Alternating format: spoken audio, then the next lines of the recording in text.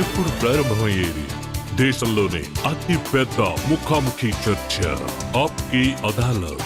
మీ రజత్ శర్మ.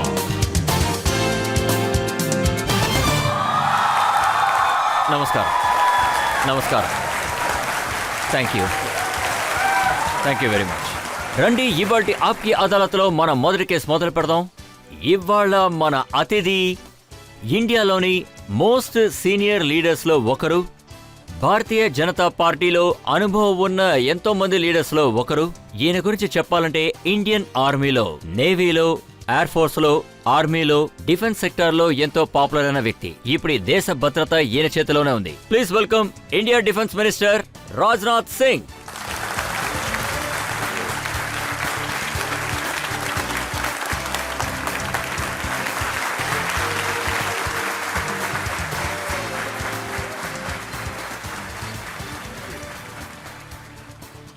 ఆప్కి అదాలత్లో ఇవాళ నేను పిలవబోయేది ఇవాల్టి మన ప్రోగ్రాంలో జడ్జ్, చాలా ఫేమస్ అయిన జర్నలిస్ట్ ప్రదీప్ సింగ్.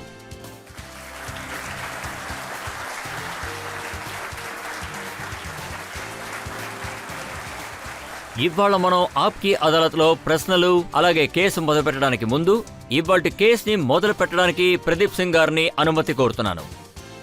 కేసు వాదనలు మొదలు పెట్టండి. రండి, ఇవాల్టి కేసు మొదలు పెడదాం. India defence minister Rajnath Singh గారి మీద వేసిన మొట్టమొదటి ఆరోపణ.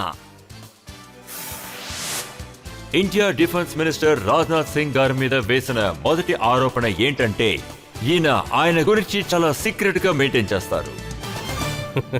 మిస్టర్ రాజ్నాథ్ సింగ్, మీరు మీ జీవితం గురించి, మీ చైల్డ్హుడ్ గురించి, అలాగే మీ టీనేజ్ గురించి మీరు ఇంతవరకు ఎక్కడా మాట్లాడలేదు. ఇక్కడ మాట్లాడితే బాగుంటుంది.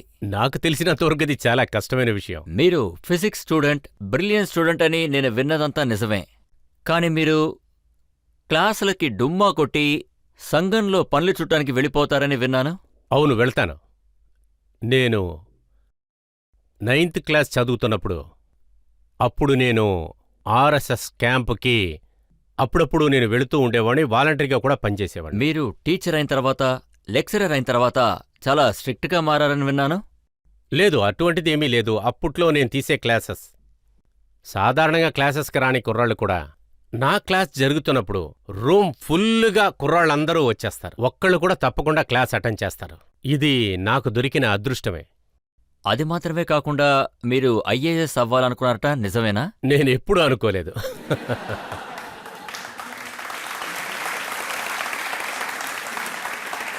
నేను ఐఏఎస్ అవ్వాలని అనుకోలేదు, కానీ నా మనసులో ఒక ఆశ ఉండేది. అదేంటంటే ఆర్మీకి వెళ్ళాలి అని. నేను ఆ టైంలో ఎన్డీఏ అని ఒక ఎగ్జామ్ ఉండేది, అది కూడా నేను రాశాను. కానీ నేను ఎగ్జామ్ రాసిన వెంటనే ఆ సమయంలో మా నాన్నగారు కూడా చనిపోయారు. అప్పుడు ఆ పరిస్థితిలో ఉన్నందువల్ల నేను ఏది ప్రొసీడ్ చేయలేకపోయాను. దాని తర్వాత ఎంఎస్సీ చేశాను. అప్పుడు యూనివర్సిటీలో ఉన్న వైస్ ఛాన్సలర్ పిటి శాండీ అని ఒక ప్రొఫెసర్, అతనికి నేనంటే చాలా ఇష్టం. నేను పోరాటంలో కలుసుకుంటాను.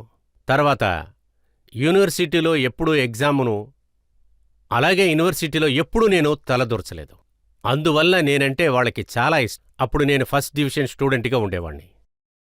వాళ్లే చెప్పారు, మీరు ఎంఎస్సీ చేసిన తర్వాత యూనివర్సిటీలో ఉండొద్దు అని. అప్పుడు నేను ఎక్కువ పోరాటాలు చేస్తూ ఉండేవాణ్ణి.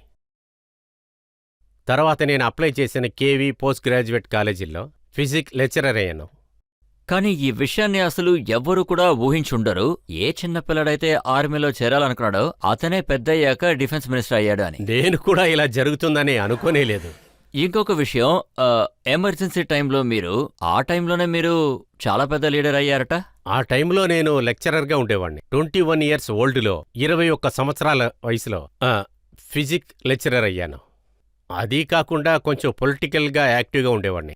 ఎన్నో పోరాటాల్లో కలుసుకునేవాణ్ణి. దానితో పాటు చేరి ఆర్ఎస్ఎస్లో కూడా అక్కడ ఎటువంటి విషయాలు జరిగినా, ఏం జరిగినా అందులో ఉండేవాణ్ణి. తర్వాత ఉన్న పార్టీస్ అంతా కలిసి డిస్టిక్ లెవెల్లో ఒకటిగా చేరి, డిస్టిక్ లెవెల్లో చేరి వాళ్ల మూమెంట్లో నన్ను కన్వీనర్ చేశారు. అప్పుడు నేను అక్కడ ఉన్నవాళ్లలోనే చాలా యంగ్గా ఉండేవాణ్ణి. అక్కడ ఉన్నవాళ్లలో అందరికంటే నేనే చిన్న కుర్రవాణ్ణి. అక్కడ ఉన్న విషయాలన్నీ నాకే అప్పచెప్పేవాళ్ళు. నేను 18 నెలల వరకు జైల్లోనే ఉన్నాను. 17.5 నెలలు 18 నెలలు జైల్లోనే ఉన్నాను. అప్పుడు ఆ వయసులో జైల్లోనే ఉన్నాను. 30 సంవత్సరాలు జైల్లో. మిమ్మల్ని ఎలా అరెస్ట్ చేశారు? అది అప్పుడే నాకు పెళ్ళయింది. అప్పుడు నేను ఇంట్లోనే ఉండేవాడిని. అప్పుడు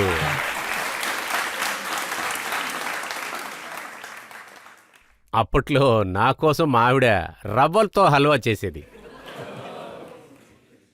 అప్పుడు నేను ఎక్సర్సైజ్ చేస్తూ ఉండేవాణ్ణి. అప్పుడు కూడా చిన్న వయసు నుంచే నాకు ఎక్సర్సైజ్ అంటే ఇష్టం. అప్పుడు కూడా నేను ఎక్సర్సైజే చేసేవాణ్ణి. మేడ మీద ఎక్సర్సైజ్ చేసి కిందకు వచ్చేవాడిని.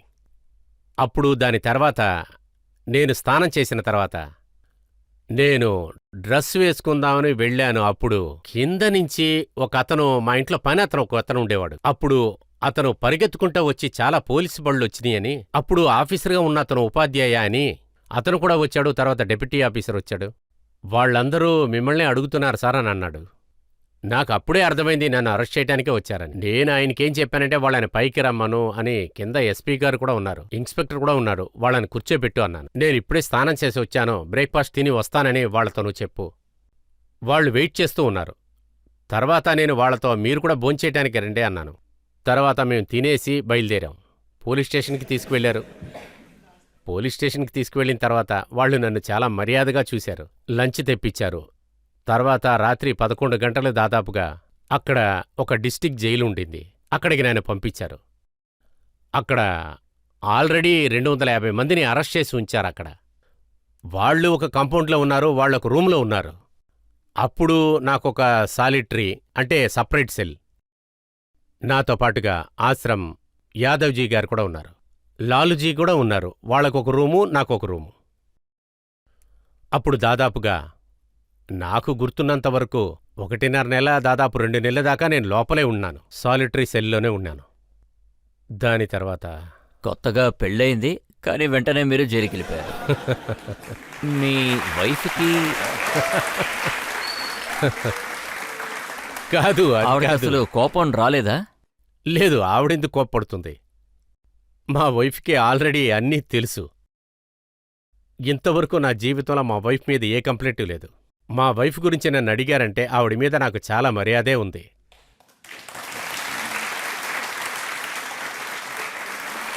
నేను మీ బయోగ్రఫీలో చదివాను, మిమ్మల్ని పోలీసులు తీసుకెళ్ళేటప్పుడు మీ అమ్మగారు కూడా అక్కడికి వచ్చారు. లేదు లేదు, అప్పుడు జరిగింది కాదు. నేను అది సపరేట్గా ఉన్నప్పుడు ఏం జరిగిందంటే, ఇతన్ని ఈ జైల్లో ఉంచొద్దు, మనం సెంట్రల్ జైలుకి పంపిద్దాం అన్నారు. ఎందుకంటే అటుపక్క నుంచి 250 మంది, ఇక్కడ నేను కూడా విప్లవం చేస్తున్నాను గవర్నమెంట్కి ఆపోజిట్గా. ఇటుపక్క నుంచి నేను ఒకటి చెప్పానంటే అక్కడి నుంచి 250 మంది సమాధానం ఇస్తారు. అది కాకుండా దాని తర్వాత ఏం ఆలోచించుకున్నారంటే, ఇతన్ని ఇక్కడే ఉంచామంటే చాలా పెద్ద సమస్య అవుతుంది, అలహాబాద్లో ఉన్న సెంట్రల్ జైలుకి పంపించేద్దామని అనుకున్నారు. అప్పుడు నన్ను తీసుకొని వెళుతున్నప్పుడు రైల్వే స్టేషన్లో చాలా ప్రజలు ఎక్కువగా ఉన్నారు. అక్కడ మా అమ్మ, మా ఆవిడ, చుట్టుపక్కన ఉన్న ఆడవాళ్ళందరూ, చాలామంది ఆడవాళ్ళు అక్కడే ఉన్నారు.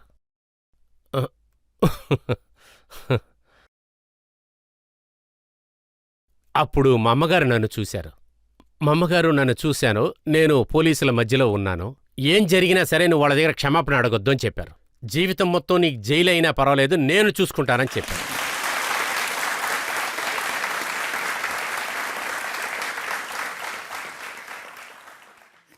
మీరు చాలా పెద్ద విషయాన్ని అడిగారు. నాకు చాలా బాధగా ఆ ఉండేది. టైంలో కానీ- మీరు జైలుకి వెళ్లాల్సి వచ్చింది, కానీ అలాంటి పరిస్థితుల్లో మీ కుటుంబం చాలా ఇబ్బందులు. లేదు, మా భార్య వాళ్ళ అమ్మగారింటికి వెళ్ళిపోయింది. ఆవిడ అక్కడికి వెళ్ళిన వెంటనే ఒక కాలేజీలో లెక్చరర్గా చేరింది. పొలిటికల్ సైన్స్ లెక్చరర్ అయింది. తర్వాత ఎమర్జెన్సీ వేసి సంవత్సరం అవుతుంది, ఇంకా సంవత్సరంలో అంతా వదిలేస్తారని చెప్పారు. కానీ దాని లోపల నా కజిన్ ఒక అతను ఉన్నాడు, గాజీపూర్ పోస్ట్ గ్రాడ్యుయేట్ కాలేజీలో మ్యాథమెటిక్స్ లెక్చరర్గా ఉన్నాడు. అతని దగ్గర మా అమ్మగారు అడిగింది. ఆయన పేరు మిస్టర్ విజయ్ సింగ్. జైలుకి వెళ్ళి సంవత్సరం అవుతుంది, ఇంకా రాజ్నాథ్ సింగ్ రాలేదని. అమ్మా లేదు లేదు, ఆయన మామగారు అంటాడు. మామగారు ఇంకా 1 సంవత్సరం ఎక్స్టెన్షన్ చేశారు, ఇంకా సంవత్సరం అవుతుంది. అప్పుడు మా అమ్మకి బ్రెయిన్ హ్యామరేజ్ అయింది. ఆవిడ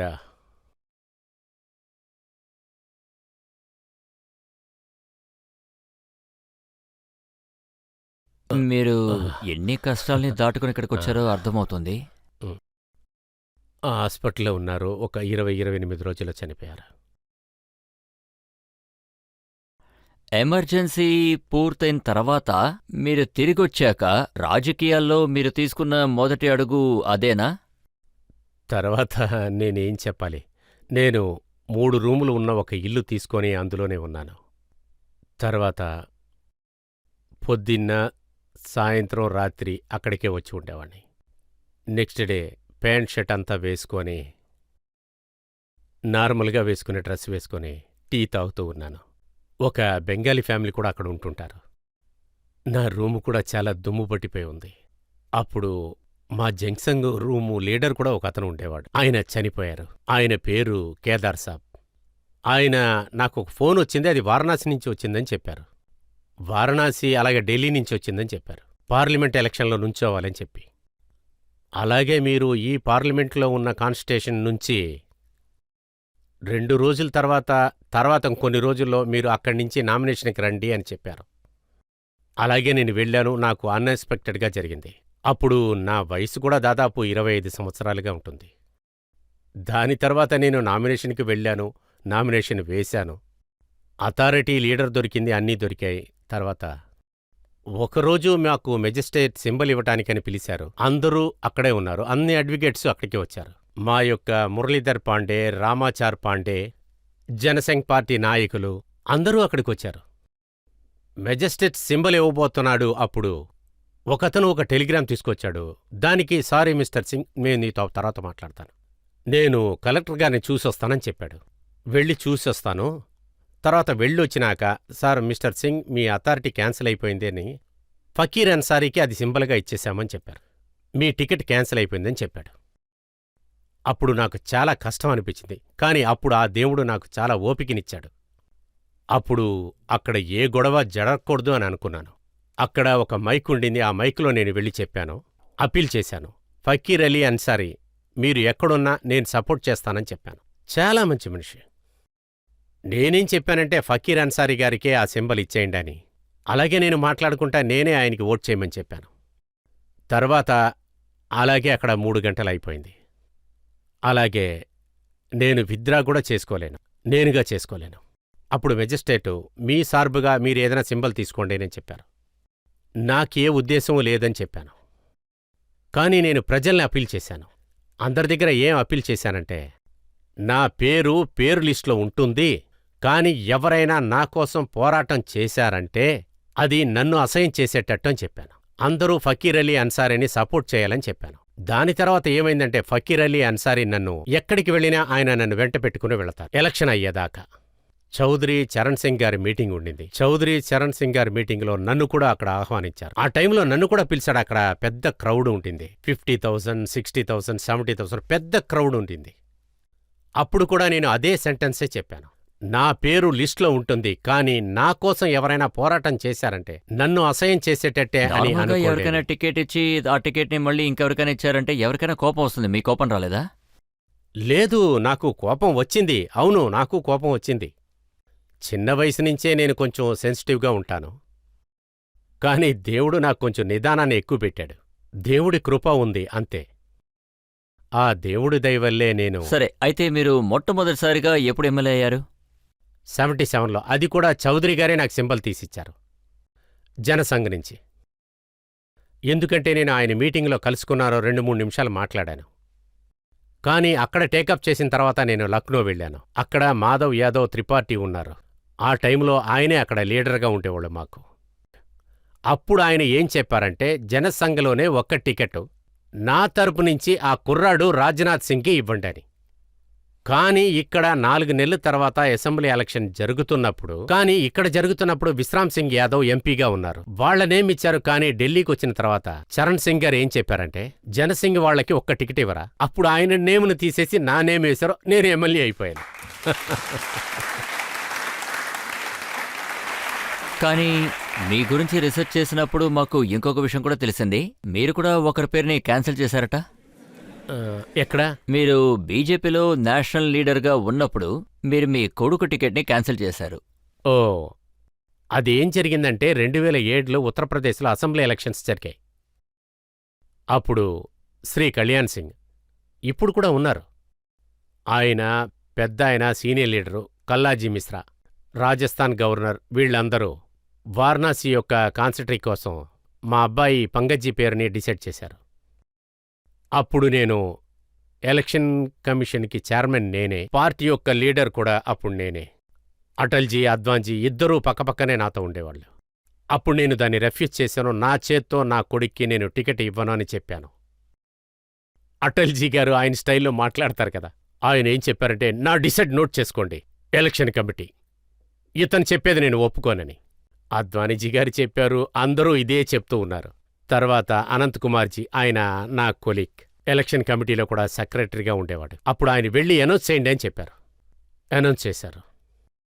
సాయంత్రం నేను ఇంటికి వెళ్ళాను. అప్పుడు పంకజ్ వచ్చి నా కాళ్ళ మీద పడ్డాడు. నేను ఆశీర్వాదం చేయలేదు.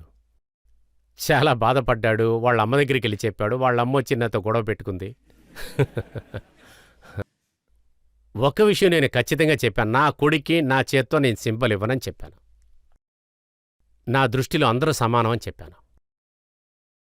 తర్వాత పంకజ్ వచ్చాడు, బాగా పనిచేశాడు. దానికి వాణ్ణి మనం మెచ్చుకొనే తీరాలి. బాధ్యతగా పనిచేశాడు వాడు. నాన్నా నీకిష్టం లేకపోతే నేను ఎలక్షన్లో రానని చెప్పాడు. అప్పుడు వాడి కళ్లల్లోకి నీళ్లున్నాయి. అంతా మీ ఇష్టమే నాన్న అని చెప్పాడు. తర్వాత జాయిన్ అవ్వలేదు. తర్వాత నార్మల్గా నాన్న పెద్ద పొలిటీషియన్ అయితే కొడుక్కి పెద్ద అడ్వాంటేజ్ ఉంటుంది, కానీ మీరు ఆయనకి నష్టం కలిగించారు. లేదు లేదు లేదు లేదు నేను ఒక లీడర్గా ఉండి నా కొడుక్కి నా చేత్తో సీట్ ఇవ్వనని చెప్పాను. నా చేత్తో నేను సిగ్నేచర్ చేయనని చెప్పాను. అంతే. అప్పుడు అదే ఇప్పుడు మన ప్రథమర్ గారు ఉన్నారు కదా, మన ఇవాళున్న లీడర్ అమిత్ షా గారు ఉన్నారు కదా, వాళ్ళు కూడా నా మాటలు వింటున్నారనుకుంటా. నా జీవితంలో ఎవరి దగ్గర ఈ మాట చెప్పలేదు. వీళ్ళందరూ అది తీర్మానించారు. ఇది నేను ఎప్పుడు చెప్పింది లేదు. నేను అందరి ముందు బహిరంగంగా చెప్తున్నాను.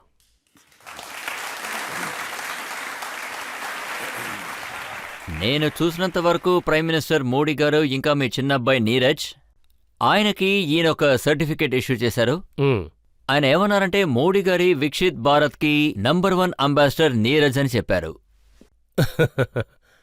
నిజమే. ఏం చేయమంటారు? నేను ఆయన గురించి మెచ్చుకోరు, ఆయన గురించి మాట్లాడరు.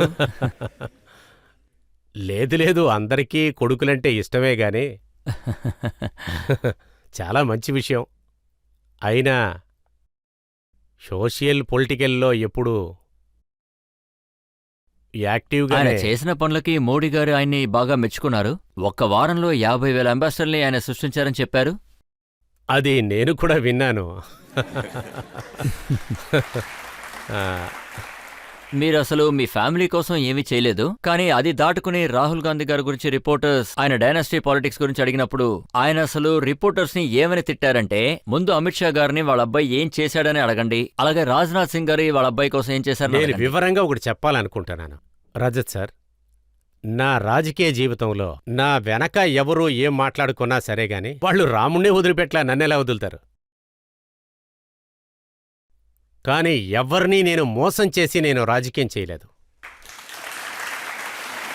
నేను ఇంతవరకు చేసిన రాజకీయం అందరినీ ఎదిరించే నేను చేశాను. మనిషికి వెనకాల మాట్లాడే వాళ్ళ గురించి వదిలేండి, ముందుకు రమ్మనండి మాట్లాడతానంటే. అందరికీ కూడా బాగా తెలుసు, 2013లో భారతీయ జనతా పార్టీలో నేషనల్ లీడర్గా ఉన్నారు. అప్పుడు పెద్ద పెద్ద వాళ్ళని ఎదిరించిన తర్వాత మీరు నరేంద్ర మోడీ గారి పేరుని డిక్లేర్ చేశారు. నరేంద్ర మోడీ గారే ప్రైమ్ మినిస్టర్ నామినేషన్లో ఉంటారని చెప్పింది కూడా మీరే. నేను ఏమీ చేయలేదు. నేను లీడర్గా ఉండేవాణ్ణి. నాకు అలా అనిపించింది. ఎందుకలా తర్వాత నాకు అలా అనిపించింది, ప్రజల్లో ఈయన పేరు ఆ సమయంలో కూడా ఎక్కువగా కాదు, కానీ వివాదాలు జరుగుతూ ఉన్నాయి. మేము ఒక 3-4 ఉన్నాం. నాకేమనిపించిందంటే, మోడీజీ గారి దగ్గర ఆ సాహసం ఉంది అనిపించింది. ఎందుకంటే గుజరాత్లో కూడా ఆయన చీఫ్ మినిస్టర్గా ఉండేవాడు. ఆయన గవర్నమెంట్ నడిపిన విధానం 3 సార్లుగా చీఫ్ మినిస్టర్ అవటం. నాకేమనిపించిందంటే, ఈ దేశాన్ని సరైన దారిలో తీసుకువెళ్ళటం అనేది ఒక మోడీజీ గారే చేయగలరనిపించింది. అందువల్ల నేను ఆయన పేరుని అనౌన్స్ చేశాను.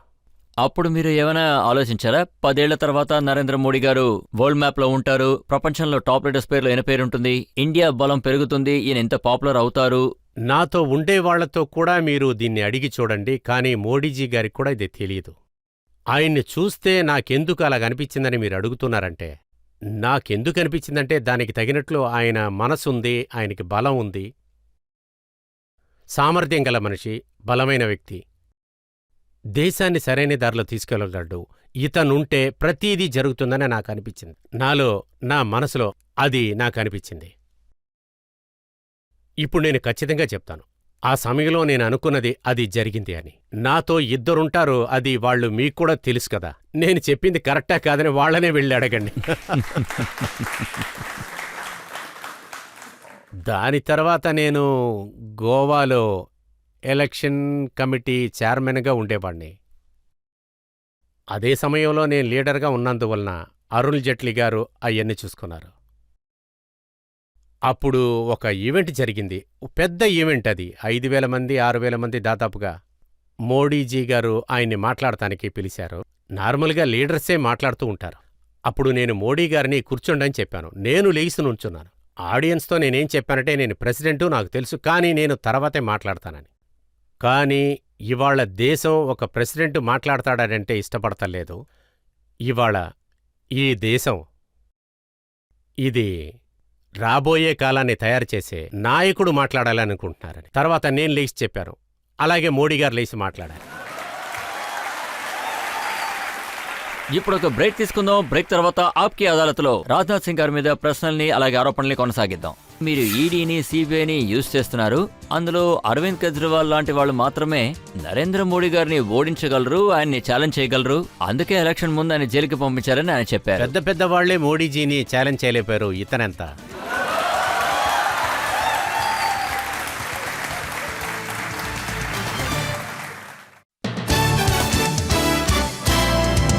Welcome back. ఆప్కి అదాలత్లో ఇవాల్టి మన అతిథి India defence minister Rajnath Singh. ఆయన మీద తర్వాత ఆరోపణలు ఏంటో చూద్దాం రండి. ఆప్కి అదాలత్లో India defence minister Rajnath Singh గారి మీద మోపిన తర్వాత ఆరోపణ ఏంటంటే, ఈయన పార్టీ వాళ్ళు డెమోక్రసీని చెడగొడుతున్నారు. రాజ్నాథ్ సింగ్ గారు అరవింద్ కేజ్రీవాల్ గారిని జైలుకి పంపించిన దగ్గర నుంచి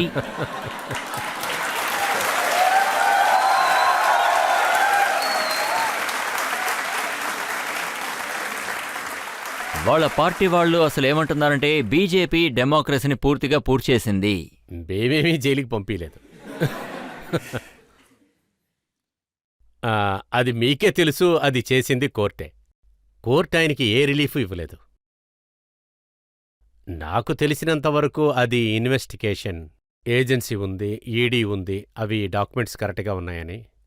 దాని తర్వాతే ఆయనకి బెయిల్ ఇవ్వకూడదని వాళ్ళు డిసైడ్ చేశారు. కానీ వాళ్ళ పార్టీ వాళ్ళు అసలు ఏమన్నారంటే, ఎన్నికలకు ముందు ఒక నియమించిన చీఫ్ మినిస్టర్ని మీరు జైలుకి పంపించి చాలా పెద్ద తప్పు చేశారని అంటున్నారు. ఈ మాటని మా దగ్గర మీరెందుకు అడుగుతున్నారు? కానీ అది మీ గవర్నమెంట్. లేదు, మేము జైలుకి పంపించలేదు కదా. ఆయనకి ఆపోజిట్గా ఎంక్వైరీ జరుగుతూ ఉండింది. ఈడీ ఎంక్వైరీ చేస్తూ ఉంది. వాళ్లే ఛార్జెస్ అంతా వేశారు. నాకు తెలిసినంతవరకు మాకు కొంచెం టైం ఇవ్వండి, మేము మీతో మాట్లాడాలని ఒక 9 సమ్మన్లు కూడా పంపించారు. ఇందులో ఏది నిజం లేదు అని అడిగారు. కానీ ఆయన టైమే ఇవ్వలేదు. కోర్టుకే వెళ్ళకపోతే ఏమవుతుందో మీకే తెలుసు కదా. టైం ఇవ్వలేదని జైల్లో పారేశారు. లేదు లేదు లేదు, మేమేమీ ఎత్తుకెళ్ళి పారాయమని చెప్పలేదు. మేము చెప్పలేదు. కోర్టే ఆయనకి రిలీఫ్ ఇవ్వలేదు. అభిషేక్ మను సింగ్ చాలా పెద్ద లాయర్, రాజ్యసభలో ఆయన మెంబర్గా ఉన్నారు. ఆయన మీకు కూడా బాగా తెలుసు. ఆయన సుప్రీంకోర్టులో ఏమన్నారంటే, అరవింద్ కేజ్రీవాల్కి రిలీఫ్ ఇవ్వండి, ఆయన్ని జైల్లోంచి విడిపించండి, లేదంటే ఎలక్షన్ జరిగే ఆ రోజే కౌంటింగ్కి ఆఖరి రోజు అవుతుంది, అపోజిషన్ పార్టీ వాళ్ళందరూ కూడా జైల్లోనే ఉంటారని చెప్పారు. ఏది బేస్ చేసుకుని ఆయన అలా మాట్లాడుతున్నారు? ఏం జరగబోతుందో మీరే చూసుకోండి. 2 నెలలుగా ఉంది. నాకు తెలిసినంతవరకు ఈ తప్పుడు మాట వల్ల ఆయనెందుకు కష్టపడుతున్నాడు, ఇది నాకు అస్సలు అర్థం కాలేదు. వీళ్ళు జైలుకి వెళ్ళిపోతారు. గవర్నమెంట్ ఏమీ జైలుకి పంపించలేదుగా. అదేంటంటే మోడీ గారు జైలుకి పంపించేశారు, లేకపోతే వేరే ఎవరన్నా జైలుకి పంపించేశారు, అటువంటిది ఏదీ లేదు. ఈడీ వాళ్ళ దగ్గర కొన్ని ఎంక్వైరీస్ చెయ్యాలని అనుకున్నారు. వాళ్ళ దగ్గర కొన్ని విషయాలు అడగాలనుకున్నారు. రండి అని కొన్ని సమ్మన్లు కూడా వాళ్ళకి పంపించారు. 9 సార్లు కూడా ఆయన రాలేదు. కోర్టుకు వెళ్ళాడు. ఆయనకి రిలీఫ్ దొరకాలి, జైలుకి వెళ్ళకూడదు అనుకుంటే కోర్టు కూడా రిలీఫ్ ఇవ్వలేదు. అది మమ్మల్ని అడిగి మేము పంపించామంటే లేదు, ఇది ఆయన మా అసలు తప్పు ఏమన్నారంటే కాదే. మీరు ఈడీని సిబిఐని యూజ్ చేస్తున్నారు, అందులో అరవింద్ కేజ్రీవాల్ లాంటి వాళ్ళు మాత్రమే నరేంద్ర మోడీ గారిని ఓడించగలరు, ఆయన్ని ఛాలెంజ్ చేయగలరు, అందుకే ఎలక్షన్ ముందు ఆయన జైలుకి పంపించారని ఆయన వాళ్ళు చెప్పారు. నోటికి వచ్చినట్లు మాట్లాడలేదు. బట్ పెద్ద పెద్ద వాళ్లే మోడీజీని ఛాలెంజ్ చేయలేకపోరు. వీళ్ళంతా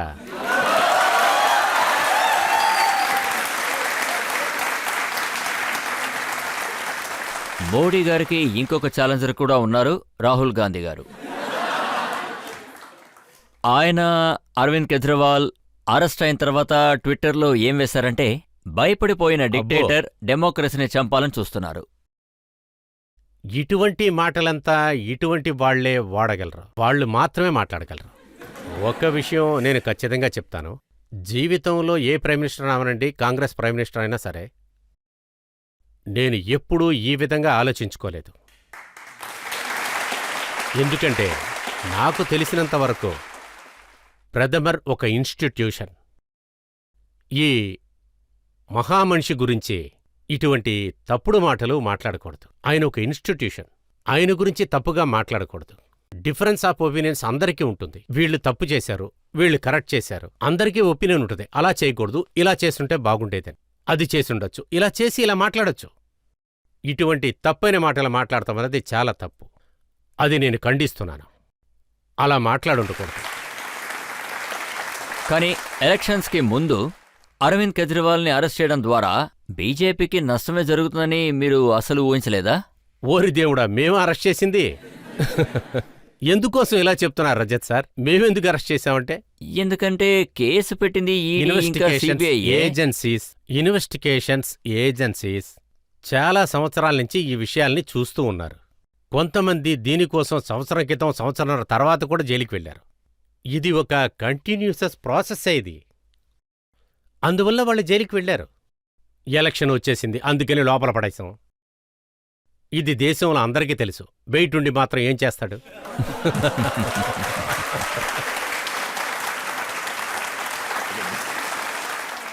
2014లోనూ బయటే ఉన్నాడు, 2019లోనూ బయటే ఉన్నాడు. కానీ అది వేరే విషయంలేండి. రజత్ గారు, ఈయన మాత్రమే కాదు. కానీ దాని గురించి నేనేమీ ఆయన గురించి మాట్లాడాను. అదేంటంటే గజ్జీరవాల్ గారి గురించి కోర్టు చెప్తుంది, అది ఇష్టం. అది ఏవైనా మనం స్వీకరించాలి. దానివల్ల మమ్మల్నందరినీ తప్పు పట్టడం అనేది, మమ్మల్నందరినీ అంటం అనేది అది మాకు జరుగుతున్న పెద్ద అన్యాయమే అనుకుంటున్నాను. కానీ ఆయన జైలు బయట ఉన్నప్పుడు అసలు ఏమన్నారంటే, మనీష్ సిసోడియా చాలా మంచివారు, ఢిల్లీలో ఉన్న వాళ్ళకి మంచి ఎడ్యుకేషన్ ఇస్తున్నారు, అందుకని మోడీ గారు ఆయన తీసి లోపలేశారు అని. అద్భుతం. వాళ్ళ పార్టీ మొత్తం జైల్లోనే ఉంది. ఇండియా రాజకీయంలో ఉన్న పెద్ద ప్రాబ్లమే ఇది. ఎంతోమంది రాజకీయ నాయకుల వర్డ్స్ అండ్ డీస్, చెప్పటం చేయటం, చెప్పేది ఒకటి చేసేది ఒకటి. ఇండియాలో రాజకీయం, ఇండియా రాజకీయ నాయకులు, ప్రజలకి వాళ్ల మీద ఉన్న నమ్మకం కొంచెం కొంచెంగా పోయింది. దాని తర్వాత నిజంగా ప్రజలకి నమ్మకం ఇచ్చే పార్టీ వచ్చింది. ఇది నేను గొప్పగా చెప్పుకుంటాను. ఇండియాలో ఉన్న రాజకీయంలో ప్రజల్లో ఉన్న నమ్మకాన్ని గెలవటమే ఒక సవాలుగా తీసుకున్న నాయకుడు మా పార్టీ, మా భారతీయ జనతా పార్టీ. అది మేం ఏం చెప్తున్నామో అది చేస్తాం. మేము ఒకటి చెప్పి అది చేయకుండా ఉన్నామని ఎవరన్నా చెప్తారా? మోడీ గారు మేనిఫెస్టోలో ఏం చెప్తున్నారంటే, 1914లో నేనే పార్టీ ప్రెసిడెంట్, మోడీ గారు ప్రైమ్ మినిస్టర్ అయ్యారు. మోడీ గారు పదే పదే నాకు చెప్పారు, ప్రెసిడెంట్ గారు ఇలా చూడండి, మన ప్రభుత్వంలో మేనిఫెస్టోలో ఏది నెరవేర్చకుండా ఉండకూడదని చెప్పారు. మేము అదంతా కరెక్ట్గానే చేశాం. కానీ మేనిఫెస్టోలో మీరు ఒక విషయం అస్సలు రాయలేదు. ఎలక్షన్కి ముందు మీరు Uttar Pradesh chief minister, Jharkhand chief minister గారిని జైలుకి పంపిస్తానని చెప్పలేదుగా? అదే చెప్తున్నాను కదా, అది మేము రాయలేదు. అది మా పని కూడా కాదండి. ఎందుకంటే జార్ఖండ్ మీ అత్తగారిల్లు, అక్కడ ఏం జరుగుతుందో మీకు న్యూస్ వస్తూ ఉంటుంది కదా. లేదు, ఏజెన్సీస్ వాళ్ళ పని వాళ్ళు చేస్తున్నారు. ఒకవేళ ఏదైనా తప్పు చేశామంటే ఇలాంటి ఒక ఇంప్రెషన్ ఎందుకు క్రియేట్ అవుతుందో ఇప్పుడు నేను మీకు చెప్తాను సార్. అదేంటంటే, ఇప్పుడు నేను చెప్పబోయేవన్నీ కూడా ఇండియన్ ఎక్స్‌ప్రెస్ రిపోర్ట్సే. ఇందులో ఏం రాసుందంటే, గత 10 సంవత్సరాల్లో ఈడీ మొత్తం 147 మంది ప్రముఖుల్ని అరెస్ట్ చేసింది. అందులో చూసారంటే 85% అపోజిషన్ పార్టీ వాళ్లే. కరప్షన్ అంతా కూడా అపోజిషన్ పార్టీలోనే లేదు లేదు, జరుగుతుందా? నేనేమనుకుంటున్నానంటే ప్రజలే ఇంట్రస్టెక్ట్ చెయ్యాలి. ఎందుకోసం ఇటువంటి తప్పులని వేస్తున్నారు, దానికోసం వాళ్లే ఆలోచించాలి. ఇంకొక ఆరోపణ ఏంటంటే, ఒకవేళ వాళ్ళు బీజేపీలోకి వస్తే ఆ తర్వాత ఛార్జెస్ అన్ని డ్రాప్ అయిపోతున్నాయి. లేదు, కోర్టు దాని పని తను చేసుకుంటూనే ఉంది.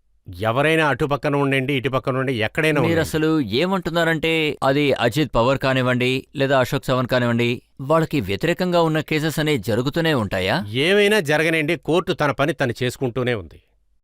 ఇన్వెస్టిగేషన్ ఏజెంట్స్ వాళ్ళ పనులు వాళ్ళు చేసుకుంటానే ఉన్నారు. కానీ ఇన్వెస్టిగేషన్ ఏజెన్సీస్ చేసే పని రాజకీయాల్లో ఒక ఇంపాక్ట్ ని క్రియేట్ చేస్తుంది కదా. ఢిల్లీలో ఎలక్షన్స్ జరగబోతున్నాయి. ఒకవేళ కేజ్రీవాల్ గారికి అదేంటంటే- ప్రజల దగ్గర నుంచి సింపతి అదేంటంటే దొరుకుతుందేమో. ఎవరు తప్పు చేస్తున్నారో వాళ్ళ పొలిటికల్ కెరియర్లో దానికి తగిన అడ్వైస్ ఇంపాక్ట్ జరుగుతుంది. మీ పార్టీలో ఉన్న కొంతమంది కేజ్రీవాల్ గారి వీడియో రిలీజ్ చేశారు. అందులో ఆయన ఏమన్నారంటే, ఒకవేళ మనీష్ సిసోడియా తప్పు చేశారంటే ఆయన జైలుకి పంపించండి, ఒకవేళ నేను తప్పు చేస్తుంటే కరప్షన్ చేస్తుంటే నన్ను జైలుకి పంపమని చెప్పారు. అది కరెక్ట్గానే కదా వెళ్ళారు.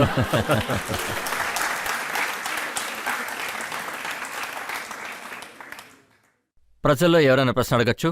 సార్, అది ఢిల్లీలో బీజేపీ గెలవలేకపోయింది. సో సీఎంని జైలుకు పంపించడం, అక్కడి పగ్గాలు చేజిక్కించుకోవడానికే ఇవన్నీ చేశారా? ఒకవేళ ఇది గవర్నమెంట్ చేసుంటే మీరు అడిగిన దానికి నేను సమాధానం చెప్పేవాడిని. గవర్నమెంట్ చెప్తేనే ఇది చేశారంటే నేను అసలు ఒప్పుకోను. ఇన్వెస్టిగేషన్ ఏజెన్సీస్ 2.5 సంవత్సరం నుంచి ఈ పని చేస్తూ ఉన్నారు.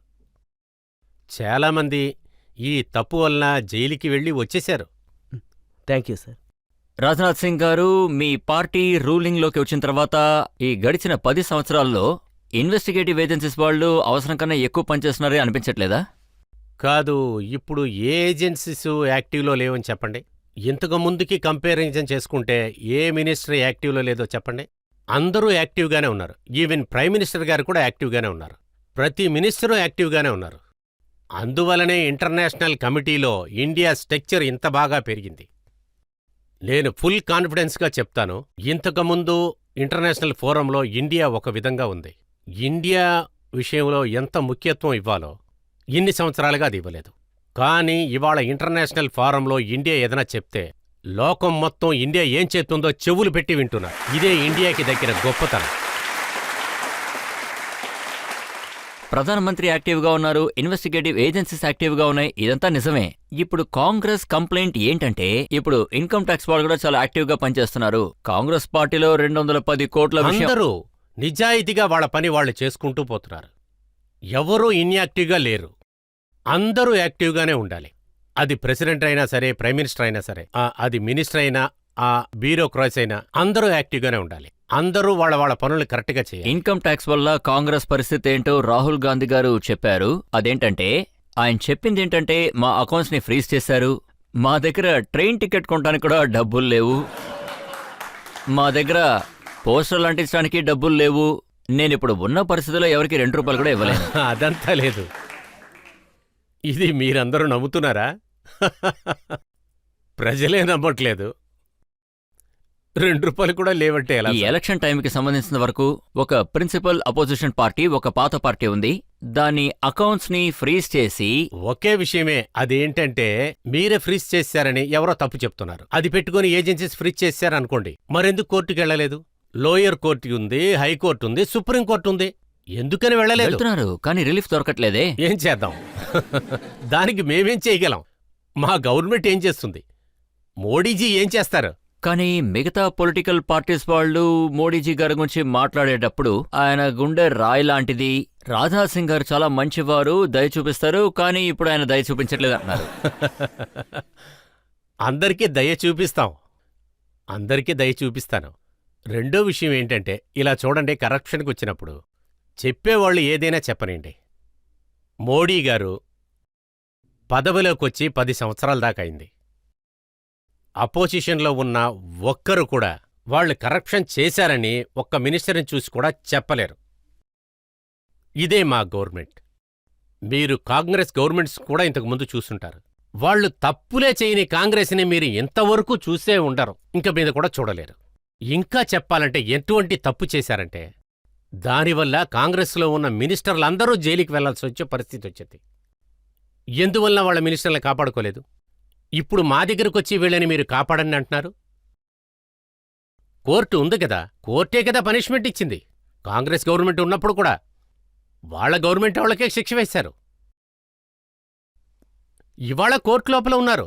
ఒకవేళ ఏజెన్సీది ఏమైనా తప్పు చేసుకుంటే కోర్టు అందులో ఇంటర్మీట్ చేస్తుంది. తప్పు చేసిన వాళ్ళని కోర్టే లోపల వేయగలదు. కోర్టుకే దానికి సంబంధించిన అథారిటీ ఉంది. దీన్నే రాహుల్ గాంధీ గారు తన ప్రెస్ కాన్ఫరెన్స్ లో కంప్లైంట్ గా చెప్పారు. ప్రజాస్వామ్యాన్ని చంపేస్తున్నారు, మా అకౌంట్స్ ని ఫ్రీజ్ చేస్తున్నారు, మీడియా ఎంతవరకు మాట్లాడలేదు, కోర్టు ఏం చేయట్లేదు, అందరూ సైలెంట్ గా ఉంటున్నారని. ఇదేంటి పెద్ద కథ? అప్పుడు కోర్టునే ఈ విధంగా మాట్లాడితే ఇలా చెప్పారంటే ఎవరైనా కోర్టుకు వెళ్లి కేసు వేస్తారు. దాంతోపాటు ఇంకో విషయం కూడా చెప్తున్నారు. ఒకవేళ నరేంద్ర మోడీ గారు ఒకవేళ ఇలా చెప్పున్నారంటే కంటెంప్ట్ ఆఫ్ కోర్ట్ అది. ఒకవేళ మోడీ గారు మూడోసారి ఎన్నికల్లో గెలిస్తే ఆ తర్వాత దేశంలో ప్రజాస్వామ్యం అంతమైపోతుంది. ఎప్పుడు ఎన్నికలు జరగవు, ఎప్పుడు మోడీ గారే ఉంటారు. కాన్సంట్రేషన్తో ప్రొవిషన్ ఉంది. ప్రొవిషన్తో దూరంగా వెళ్ళి అది కాకుండా మేమేం పనిచేశాం? ఏదో ఒకటి మీరు చూపించండి. కానీ ఆపోజిషన్ పార్టీ వాళ్ళు ఏం చెప్తున్నారంటే ఈ సిబిఐ, ఈడీ, ఇన్కమ్ ట్యాక్స్ వీటన్నిటిని ఆయుధాలుగా వాడుతున్నారు, శత్రువుల్ని భయపెడుతున్నారు. ఇది ఎంతో తప్పు. ఇది అస్సలు నిజమే లేదు. ఇది మొత్తం అబద్ధమైన మాటే. మీరే వెళ్ళి అడగండి. మీరొక పొలిటికల్ పార్టీ, మీరు ప్రజల్ని వెళ్ళి అడగండి. ప్రజల నమ్మకాన్ని గెలుచుకోండి. నమ్మకంతో మీరు గెలవండి. మీరు ఆ పని చేయలేకపోతున్నారు. ప్రజల నమ్మకాన్ని వాళ్ళు పొందలేకపోతున్నారు. మీ తప్పుని దాచుకుంటం కోసం రన్నింగ్లో ఉన్న వాళ్ళని, వాళ్ల మీద లేనిపోని ఆరోపణలు వేసి వాళ్ల పేరు చెడగొడుతున్నారు. ప్రజలకి వాళ్ళు ఏం చెప్తున్నారంటే ఈవీఎం ద్వారా మీరు వేసే ఓట్లు అన్నీ కూడా బీజేపీకే పడతాయంటున్నారు. ఎక్కడ వాళ్ళు గెలుస్తున్నారో అక్కడ ఈవీఎంలు కరెక్ట్గా పనిచేస్తాయి. ఎక్కడైతే వాళ్ళు ఓడిపోతారో అక్కడ ఈవీఎంలు ట్రబుల్ పెడుతుంటాయి. ఏంటిది? వీళ్ళనేం చేయాలి? మీరే చెప్పండి. అపోజిషన్ వాళ్ళు ఇంత బలహీనలైన తర్వాత ఇంకేం చేస్తారో మీరే చెప్పండి. దేశంలో ఒక బలమైన అపోజిషన్ పార్టీ ఉండాలి కదా. లేదు, ఆయనకి అర్థం చేసేటట్టు మేము చెప్పలేం.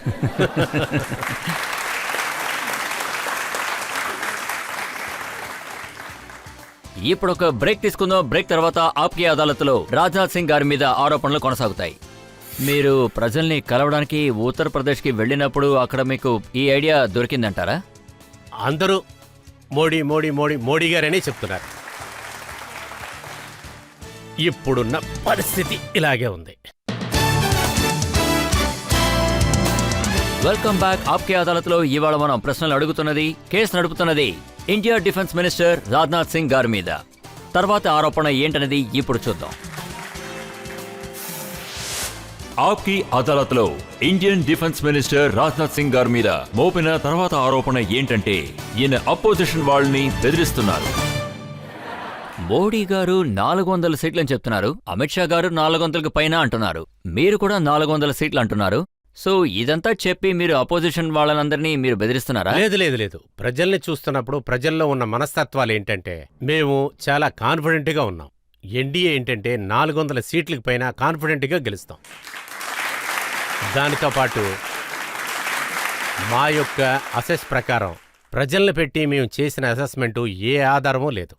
ప్రజల్లో ఉన్న ఉద్దేశం ఏంటంటే భారతీయ జనతా పార్టీ 370 సీట్లకు పైగా ఎక్కువైన సీట్లో గెలుస్తుంది.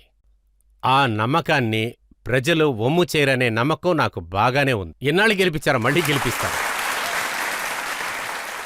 ఈ నమ్మకం గురించి కాంగ్రెస్ లీడర్ అయిన మల్లికార్జున్ ఖర్గే ఆయన ఏమన్నారంటే ఈయన ప్రతిరోజు 400 సీట్లు గెలుస్తానని చెప్తూ తల పొగరుతో తిరుగుతున్న బీజేపీ నిజంగానే ఎలక్షన్ రిజల్ట్స్ ని చూసి భయపడతారు అని మళ్లీ మళ్లీ మాట్లాడుతున్నారని. లేదు లేదు లేదు, నేను 2 చేతులెత్తి దండం పెట్టి చెప్తున్నా. కాంగ్రెస్ లీడర్కి ఒకటి చెప్తున్నా, ఇది మా యొక్క నిర్ణయం. దానితో పాటు ప్రజల నమ్మకం, వాళ్ళ ఉద్దేశం చూస్తున్నప్పుడు మేము మా నమ్మకం 400 సీట్లలో ఖచ్చితంగా గెలుస్తుంది. నేను మనస్ఫూర్తిగా చెప్తున్నా, నేను గర్వంతో చెప్పట్లేదు. మీరు దేశమంతటా తిరుగుతున్నారు, ఇన్ని సీట్లని మీరు ఎలా గెలవబోతున్నారని ప్రజలందరూ చాలా ఆతృతగా ఉన్నారు. కిందసారి మీరు 62 సీట్లే గెలుచుకున్నారు, అంతకన్నా ఎక్కువ గెలుస్తారని ఎలా చెప్తున్నారు? ఈసారి 78 గెలుస్తాం.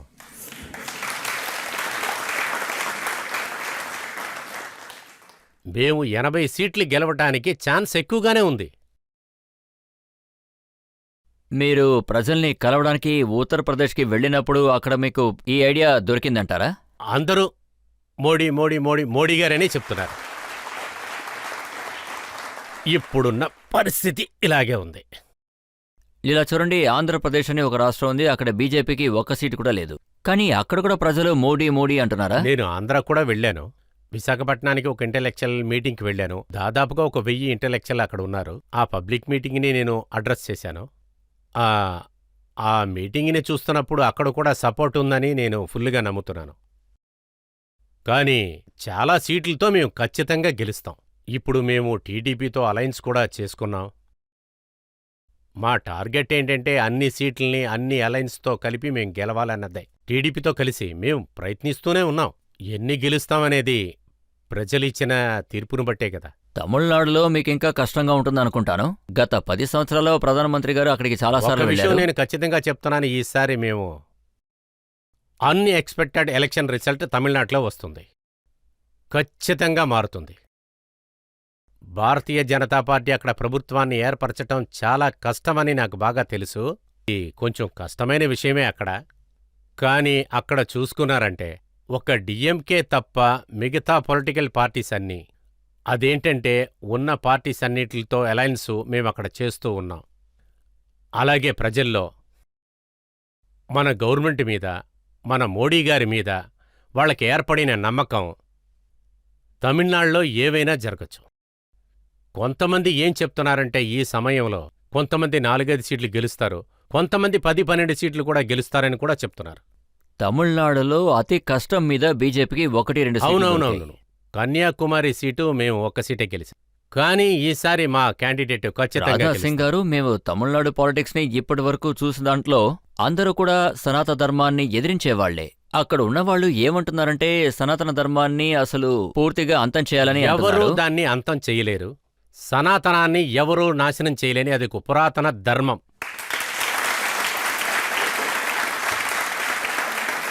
దాన్ని నాశనం చెయ్యలేరు. అదేంటంటే సనాతనం గురించి ప్రజలకి కాన్సెప్షనల్ క్లారిటీ దొరకాలి, అది దొరకలేదు. ఇప్పుడు మనం బీహార్ని ఉదాహరణగా తీసుకుంటే బీహార్లో ఆర్జేడీ, కాంగ్రెస్ అన్ని పార్టీలు ఏకమై ఎలక్షన్లో నిలబడుతున్నారు. కానీ వాళ్ళు- అది మీకు సవాల్గా అనిపించట్లేదా? నేనేమనుకుంటానంటే వాళ్ళు ఖచ్చితంగా బాధపడతారు. ఆల్రెడీ బాధపడుతూనే ఉన్నారు. బీహార్లో మా టార్గెట్ ఏంటంటే 40లో 40 మా వాళ్ళు ప్రయత్నిస్తూనే ఉన్నారు. బీహార్లో కూటమి బానే తయారైంది, కానీ చివరి క్షణంలో మీరు నితీష్ కుమార్ గారి ప్లేట్ మార్చేశారు. లేదు లేదు, ఆయన నితీష్ కుమార్ గారు కూడా మంచి మనిషి, పాతవాడు. కానీ ఆయన బల్టీ కొట్టిన దాని గురించి ఎవరైనా ఏమైనా మాట్లాడనండి. కానీ నేను ఒక్క విషయం మట్టం ఖచ్చితంగా చెప్తాను. నితీష్ కుమార్ గురించి ఇంకొక విషయాలు ఏమేతో పోనండి, కానీ ఈ రాజకీయ జీవితంలో ఒక్కడు కూడా అతను లంచం తీసుకున్నాడని చెప్పలేడు.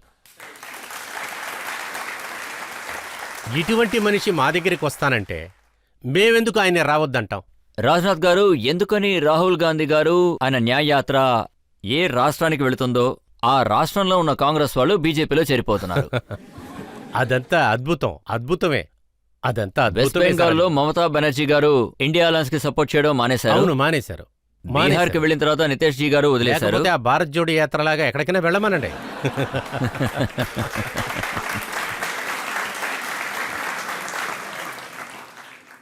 ఆయన ఈ న్యాయయాత్రకి వెళ్లారు, దేశమంతా తిరిగారు, అక్కడున్న ప్రజలందరినీ కలిశారు. దీనికి రిజల్ట్ ఆయనకి ఎలక్షన్లో దొరుకుతుందని అంటారా? ఆయనకి లాభం దొరుకుతుందంటే అక్కడికి వెళ్లకుండా ఇక్కడికి ఎందుకు వస్తున్నాడు చెప్పండి? లేదు లేదు, ఇది మీ అదృష్టం అనుకుంటాను. మీరు ఎక్కడెక్కడికైతే వెళ్తున్నారో అక్కడ వాళ్ళందరూ మీతో చేరిపోతున్నారు. లేదు లేదు, మేమంతా అద్భుతాన్ని నమ్ముకుంటూ వాళ్ళ సపోర్ట్ తీసుకోవాలని మేము ఎప్పుడూ అనుకోలేదు. మేము రంగంలో దిగి ఎప్పుడైనా వాళ్ళ సపోర్ట్ మేము తీసుకుంటాం. ఇప్పుడు ప్రజలు ప్రశ్నలు అడగచ్చు. బీజేపీకి ఈ ఎలక్షన్లో రామర్ గుడి యొక్క ప్రయోజనం దొరుకుతుందని అనుకుంటారా, లేదు ఈ ఇంపాక్ట్ పూర్తి అయిందా? నేనేమంటున్నానంటే శ్రీరాముడు గుడిని ఈ రాజకీయంతో కలిపి చూడకూడదు మనం. ఇది ఒక కళాచారానికి సంబంధించింది, ఒక స్పిరిచువల్ అయిన విషయం. మనం ఎప్పుడు కూడా రామాలయం విషయంలో ఒక త్రాసులో పెట్టి తోచకూడదు. రాముడంటే నాకు నమ్మకం ఉంది. అదీ కాకుండా మేము ప్రారంభం నుంచే ఈ భూమి మీద రాముడు గుడి కట్టాలని అనుకున్నాం. మీరే చూసుంటారో 22వ తారీఖు రాముడు ప్రతిష్ఠ జరిగిపోయింది. అదేవిధంగా శ్రీరాముల వారిని ఆ గుడిసెలోంచి బయటికి తీసి ఇవాళ మహల్లోకొచ్చారు. ఇవాళ రామరాజ్యం ప్రారంభమైపోయింది. ఇప్పుడు ఒక బ్రేక్ తీసుకుందాం. బ్రేక్ తర్వాత ఇండియా డిఫెన్స్ మినిస్టర్ రాజ్నాథ్ గారి మీద ఆరోపణ ఏంటో మనం చూద్దాం. తర్వాత ఆరోపణ. మేము ఎవరిని అటాక్ చెయ్యం.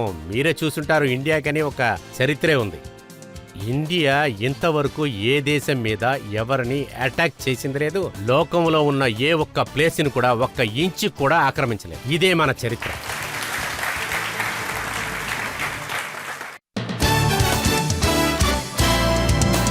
Welcome back. ఆప్కి అదాలత్లో ఇవాళ మన కేసు నడుపుతున్నది India defence minister Rajnath Singh గారి మీద.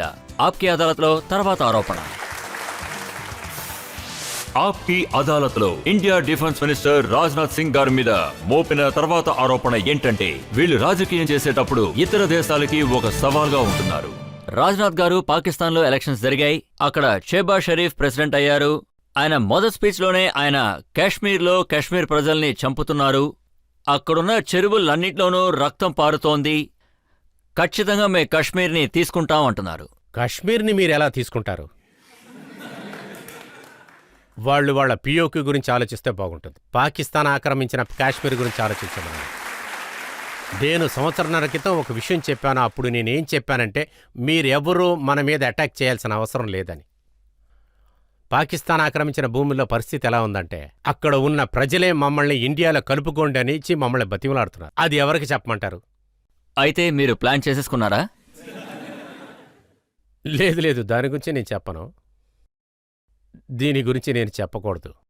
మేము ఎవరిని అటాక్ చెయ్యం. మీరే చూసుంటారు ఇండియాకని ఒక చరిత్రే ఉంది. ఇండియా ఇంతవరకు ఏ దేశం మీద ఎవరిని అటాక్ చేసింది లేదు. లోకంలో ఉన్న ఏ ఒక్క ప్లేస్ని కూడా ఒక్క ఇంచు కూడా ఆక్రమించలేదు. ఇదే మన చరిత్ర. కానీ ఒకవేళ ఎవరైనా ఇలా చెప్పారంటే యాక్చువల్లీ పిఏకేవు మనతోనే ఉండింది, మనదే. ఇవాళ కూడా పిఏకో మనదేనని మనం అనుకుంటున్నాం. కానీ పార్లమెంట్లో అదిలన్ చౌదరి మీకు ఏమన్నారంటే మీరు పిఓకి ఎక్కడి నుంచి తీసుకొస్తారు, ముందు అక్కడి నుంచి యాపిల్ తీసుకురమని అడిగారు. చెప్పనండి, నాకు పిఏకే మళ్ళీ మన దేశంతో వచ్చి కలుస్తుందని నాకు నమ్మకం ఉంది. కానీ రిపోర్ట్లో నేను చూశాను అక్కడ బార్డర్లో సమస్యలున్నాయి. అక్కడ హెవీ డ్యూటీ కాంబాట్ హెలికాప్టర్ని డిప్లాయ్ చేస్తున్నారు. ఎక్కడ? పాకిస్తాన్ బార్డర్స్లో. అలాగంతా ఏమి లేదు, ఏమి లేదు, అటువంటి ఏమి లేవు. ఒకవేళ అటువంటి సిచ్యువేషన్ ఏదైనా ఏర్పడితే మన దేశం, మనలో ఉన్న వీరత్వం, బలంతో పాటు దేశ ప్రజలకి చాలా నమ్మకం ఉంది. ఎప్పుడు కావాలన్నా వాళ్ల వీరాన్ని, బలాన్ని మనకు చూపిస్తారు. ఇండియాని తలెత్తుకునేటట్టు చేశారు, ఇంకా రాబోయే కాలంలో తలెత్తుకునేటట్టే ఉంచుతారు అనే నమ్మకం నాకుంది. నేను పక్కనే ఉండి, నేను దగ్గరుండి మన ఆర్మీ, మన ఎయిర్ ఫోర్స్, మన నేవీ 3 సర్వీసులతో పాటు ఆఫీసర్లో ఉన్న, సోల్జర్స్లో ఉన్న ధైర్యాన్ని నేను చూశాను. అలాగే హోమ్ మినిస్టర్గా ఉన్నప్పుడు పారామిలిటరీ ఫోర్సెస్ వాళ్ళు కూడా రోల్ ప్లే చేస్తున్నారు. ఇండియాలో ముఖ్యమైన రోల్ ప్లే చేస్తున్నారు. వాళ్లకున్న ధైర్యాన్ని కూడా నేను దగ్గర నుండి చూశాను. మనం కొంచెం కూడా బాధపడవలసిన అవసరం లేదు. ఈ పాకిస్తాన్ విషయం ఇప్పుడు కొంచెం అర్థమవుతుంది. చైనా వల్ల ఎలాంటి ప్రమాదం లేదా? అటువంటిది ఏదైనా వచ్చిందంటే తర్వాత చూసుకుందాం. ఇందులో భయపడటానికి ఏముంది? చైనా నుంచి సమస్య వస్తుందని తల మీద చేతులు పెట్టుకొని కూర్చుంటావా ఏంటి? రానింటి చూసుకుందాం. మన ఇండియా ఏమీ బలహీనంగా లేదు. ఇండియా ఇప్పుడు లోకంలోనే గొప్పదిగా తయారైంది. రాహుల్ గాంధీ గారు ఏమన్నారంటే ఇండియా వల్ల, మీ వల్ల పాకిస్తాన్, చైనా 2 చేతులు కలిపాయి, ఇప్పుడు ఇద్దరు కలిసి పనిచేస్తున్నారన్నారు. కలవనండి. దానికి మనమేం చేయగలం? వాళ్ళిద్దరూ బలహీనమైన వాళ్ళని వాళ్లే ఒప్పుకుంటున్నారు. అంతే కదా? ఆయన ఆరోపణ ఏంటంటే చైనా మన 2000 స్క్వేర్ కిలోమీటర్స్ని ఆక్రమించారు. తర్వాత చైనా మన ఇండియన్ సోల్జర్స్ని కొడుతున్నారు, కానీ ఇండియన్ గవర్నమెంట్ నిద్రపోతుంది అన్నారు. నాకు మన ఇండియన్ సోల్జర్స్ మీద ఇటువంటి తప్పు చెప్పడం అనేది నాకు నచ్చట్లేదు, అస్సలు నచ్చట్లేదు. అతనిలా మాట్లాడతాం ఆపాలి. చైనాని ఇండియా ప్లేసులో 62లో ఆక్రమించారు. ఆక్రమించి వాళ్ళు ఏమేం చేశారో తెలుసా? అదంతా గుర్తు చేయటానికి నాకిష్టం లేదు. నేను ఎప్పుడు చెప్పను, ఈ విషయం ఎప్పుడు మాట్లాడకూడదు. మీరెవరూ భయపడకుండా ఉండండి. ఇండియాలో ఒక్క ఇంచు కూడా ఎక్కడికి వెళ్ళనీయకుండా చూసుకుంటాం. ఇది మేము చేసి చూపిస్తాం. మీరు భయపడకుండా ఉండండి. ఇటువంటి విషయాల్ని నేను బయట చెప్పడానికి కుదరదు. ఓపెన్గా నేను చెప్పలేను. ఎందుకంటే ఇండియా చైనా మాట్లాడుకుంటూ ఉన్నారు. చాలా మంచితనంగా పోతున్నారు. అది ఒక ఫ్రెండ్లీ ఎన్విరాన్మెంటీలోనే పోతుంది. లేకపోతే నేను ఇంకా ఓపెన్గా మాట్లాడతాను. ఒకవేళ వాళ్ళు గనక ఆక్రమించలేదు అంటే మరి మాటలు దేని గురించి జరుగుతున్నాయి? ఎందుకని మీరు వాళ్ళతో 19 సార్లు మాటలు కలపాలి? దయచేసి ఇంకా నాకు ఈ విషయాలు అడగొద్దు. నేను అటువంటి చెప్పలేను. కానీ ఉంది. ఈ షో అయిపోయిన తర్వాత బయటకు వస్తే మీకు నేను చెప్తాను పర్సనల్గా. ఇక్కడ ఈ మిలిటరీకి పొలిటికల్ సంబంధించిన matters లో విషయాలు ఫుల్గా అందులో డెప్ చెప్పకూడదు. సాంగ్ ఉంది, ఒక హాట్ స్ప్రింగ్ ఉంది, ఒక కోబ్రా మీరు ఉంది. ఇలాంటి భయపడకండి. చోట్లలో నేను మీ దగ్గర ఒక్క విషయమే చెప్తాను. ఈసారి కూడా చైనా విషయం ఒకటే జరిగింది. మనం దేశంలో ఉన్న మిలిటరీ అయినా, ఎయిర్ ఫోర్స్ అయినా సరే, నేవీలో ఉన్న ఫోర్స్ అయినా సరే, వాళ్ళ గుండె ధైర్యం అయినా సరే, అది చూస్తున్నప్పుడు నాకు గర్వంగా ఉంది. ఎంతో గర్విస్తున్నాను. ఇటువంటి ఎన్నో ఇన్స్టెన్స్ ఉన్నాయి. అదంతా మన ప్రజలకి తెలిస్తే దేశంలో ఉన్న ప్రజలకి మిలిటరీ మీద ఉన్న గౌరవం ఇంకా పెరుగుతుంది.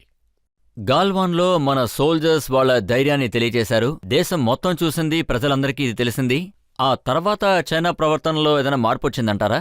గల్వాన్లోనే మీరు చూశారు కదా, చైనాతో జరిగిన వార్ను కూడా చూశారు కదా. బుల్లెట్స్ యూజ్ చేయకుండా ఫిజికలీ గొడవాడారు. చైనా సోల్జర్స్తో ఎదురు కొట్టుకున్నారు. మన వాళ్ళు 20 మంది చనిపోయారు. కానీ చైనాలో ఎంతమంది చనిపోయారు? ఇది నేను చెప్పట్లేదు, ఫారిన్ ఏజెన్సీ చెప్తున్నారు. 35 నుంచి 40 మంది చనిపోయారు. ఇది మేముగా చెప్పట్లేదు. మన 20 సోల్జర్స్ చనిపోయారని నేను ఒప్పుకుంటున్నాను. కానీ అక్కడ ఇది చెప్పిందే ఫారిన్ ఏజెన్సీసే కదా. అక్కడ ఇది చెప్పింది ఆస్ట్రేలియానా ఇంకెవరో నాకు తెలియలేదు. అది ఎవరో కన్ఫర్మ్ చేసి చెప్పారు. వాళ్ళు చైనా వెళ్లి వెరిఫికే చేసింది 35 to 40 వరకు చైనా సోల్జర్స్ చనిపోయారు. సార్ ఇప్పుడు ఏం చెప్తున్నారంటే, ఈ చైనీస్ బార్డర్లో జరిగే ఇన్ఫ్రాస్ట్రక్చర్ ఇప్పుడు చాలా మోడర్నైజ్ అయింది, ఇంకా స్ట్రాంగ్ అయింది. కానీ మన బార్డర్లో ఇంకా స్ట్రాంగ్ అవ్వలేదని ఇది అంటున్నారు కదా? నిజమే. బార్డర్ ఇన్ఫ్రాస్ట్రక్చర్ ఇంకా డెవలప్మెంట్ చైనా చాలా ఫాస్ట్గా చేస్తూ ఉన్నారు. అదంతా లేదని చెప్పలేం. చానాళ్లుగా చేస్తూనే ఉన్నారు. ఇంతకుముందు ప్రభుత్వంలో ఉన్న గవర్నమెంటు, ఆ టైము కాంగ్రెస్లో ఉన్న డిఫెన్స్ మినిస్టర్ ఏం చెప్పారంటే, ఒకవేళ మనం చైనా ఇండియా బార్డర్ మధ్యన ఇన్ఫ్రాస్ట్రక్చర్ డెవలప్ చేయాలంటే చైనా ఇండియా లోపలికి వచ్చేసిన అందువల్ల ఇన్ఫ్రాస్ట్రక్చర్ డెవలప్ చేయొద్దని. కానీ మా పార్టీ ప్రభుత్వం రాగానే, మోడీజీ గారు గవర్నమెంట్ రాగానే ఆ క్షణం నుంచి బార్డర్లో ఇన్ఫ్రాస్ట్రక్చర్ చాలా స్పీడ్గా డెవలప్ చేస్తున్నాం. చాలా ఫాస్ట్గా డెవలప్ చేస్తున్నాం. ఇప్పుడు వెళ్ళి మీరే మీ కళ్ళతో చూడొచ్చు. ఇప్పుడు చైనా గురించి ఈ ప్రశ్న చాలా ముఖ్యమైనది. రాహుల్ గాంధీ గారు ఇదే అంటున్నారు, ఆయన పార్టీలో ఉన్న ముఖ్యమైన వాళ్ళు ఇదే అంటున్నారు. అంటే నరేంద్ర మోడీ గారు చైనాని చూసి భయపడుతున్నారు అని. మోడీ గారు భయపడుతున్నారనేది వింటానికే నాకు ఆశ్చర్యంగా ఉంది. ఆయన క్యారెక్టర్లోనే అది లేదు. ఆయన ఎప్పుడు భయపడటమే నేను చూడలేదు. భయపడటానికి ఎటువంటి కారణం లేదు కదా. వీళ్ళకి అర్థం కావట్లేదు. ఇండియా బలం మీద, ఇండియా మిలిటరీ బలం మీద వీళ్ళెందుకు క్వశ్చన్లు వేస్తూనే ఉన్నారు. ఇండియా డిఫెన్స్ మినిస్టర్కి నమ్మకం ఉందా? ఒకవేళ చైనా మన మీద దాడి చేయాలని అనుకుంటున్నారంటే మనం వాళ్ళని హ్యాండిల్ చేయగలమని మీరు ఇటువంటి అనుకుంటున్నారా? విషయాలు మాట్లాడుకుంటా ఉంటానికి దేవుడు వాళ్ళకి మంచి బుద్ధినిస్తే మంచిది. ఇండియాకని ఒక చరిత్ర ఉందంటే, ఇండియాకని ఒక చరిత్ర ఉంది. ఇండియా ఇంతవరకు ఎవరి మీద అటాక్ చేయలేదు. ఇండియా లోకంలో ఉన్న ఎక్కడ ఒక్క భూమిని కూడా ఇంచు కూడా ఆక్రమించలేదు. ఇదే భారత చరిత్ర. కానీ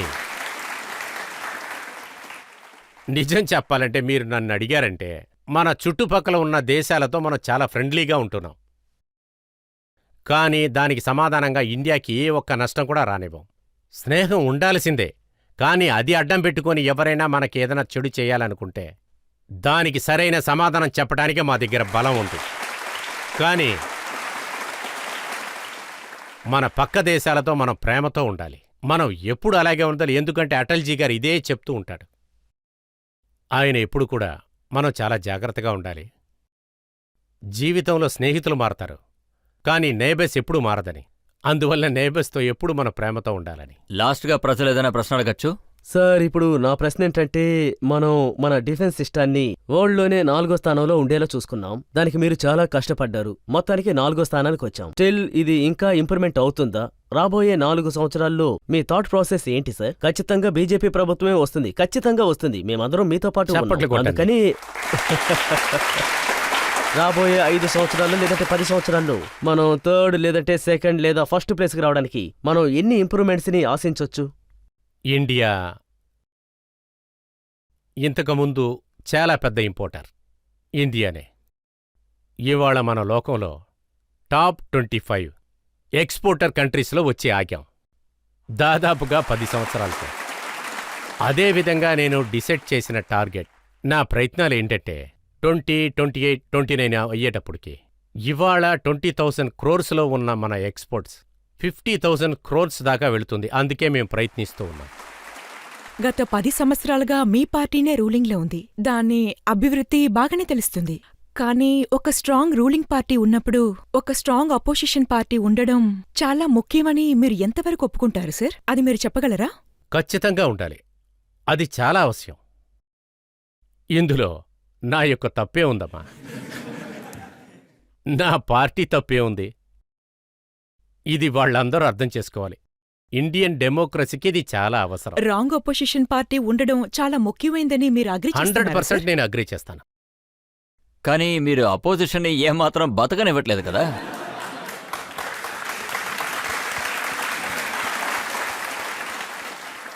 అదేంటంటే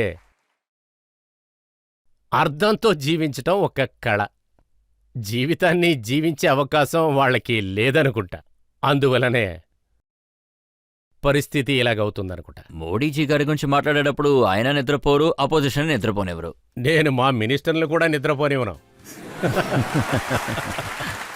ఇప్పుడు ఇంకొక బ్రేక్ తీసుకుందాం. బ్రేక్ తర్వాత ఆప్కే అదాలత్లో ఇవాల్టి జడ్జ్ ప్రదీప్ గారి తీర్పేంటో మనం విందాం.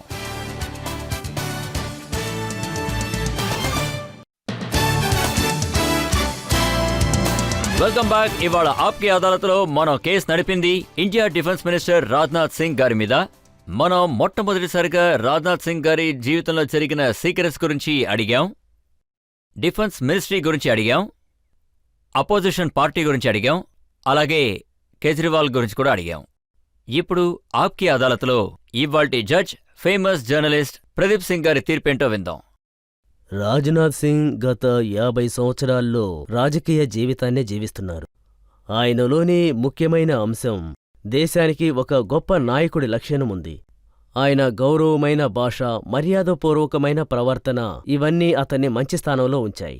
అతను అతని శత్రువుల గురించి మాట్లాడినా లేదా వాళ్ళ మీద నిందారోపణలు చేసినా చాలా జాగ్రత్తగానే మాట్లాడుతూ ఉంటారు. ఇటువంటి రాజకీయ నాయకులు దేశానికి ఎంతో అవసరం. ముఖ్యమైన విషయం ప్రజలకి ఏం కావాలో తెలుసుకోవడం. అందుకు 2013 సరైన ఉదాహరణ. ఆయన పార్టీలో ఎంతోమంది గొప్పవాళ్ళు, ఎంతోమంది పెద్దలు ఉన్నాగాని ప్రజలు ఎవరు కావాలో నిర్ణయించుకోలేకపోయారు. వాళ్ళందరికీ బాగా అర్థమైంది మన దేశానికి నరేంద్ర మోడీ కావాలి అని. పార్టీకి నేషనల్ లీడర్గా ఇతనే నరేంద్ర మోడీ దేశానికి ప్రైమ్ మినిస్టర్ కావాలని నామినేషన్ కోసం నిర్ణయించుకున్నారు. ముఖ్యంగా ఈ ఒక్క నిర్ణయం వల్ల బీజేపీది గాని ఈ దేశ ప్రజల తలరాత పూర్తిగా మారిపోయింది. సో భారతీయ జనతా పార్టీ మాత్రమే కాదు, దేశంలో ఉన్న అన్ని పార్టీలకి ఇటువంటి నాయకులు ఎంతో అవసరం. ఈ న్యాయస్థానం రాజ్నాథ్ సింగ్ని నేరారోపణల నుండి విడుదల చేస్తోంది. రాజ్నాథ్ సింగ్ గారు ఈ విధంగానే ప్రజలకి సేవలు అందిస్తూనే ఉంటారు. మన దేశం పేరుని ఇంకా మంచి స్థాయికి తీసుకువెళతారని, ఈయన ఆధ్వర్యంలో మన బార్డర్స్ సురక్షితంగా ఉంటాయి, మన మిలిటరీ వాళ్ల నమ్మకాన్ని, గౌరవాన్ని కాపాడతారన్న నమ్మకంతో ఇవాల్టి కేసుని ఇంతటితో ముగిస్తున్నాను. వచ్చే వారం ఇంకో అతిథితో మీతో కలుస్తాను. అప్పటి వరకు సెలవు.